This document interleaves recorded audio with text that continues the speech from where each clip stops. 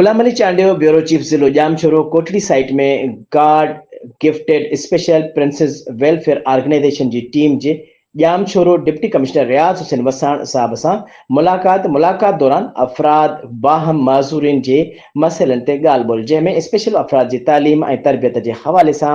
5% मज़ूर कोटा ते Jamshoro deputy commissioner Riaz Hussain Wassan सां ॻाल्हियूं, जंहिंमें deputy commissioner Riaz Hussain Wassan God gifted special princes welfare organisation जी टीम खे यकीन ॾियारींदे चयो त मज़ूर बि असांजी ज़िंदगी जो हिसो आहिनि,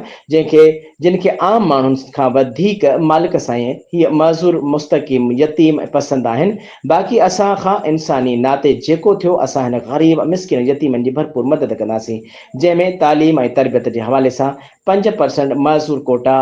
बेस ते अदा कयो वेंदो। मां हर मसइले ते साथ ॾियण लाइ तयारु आहियां।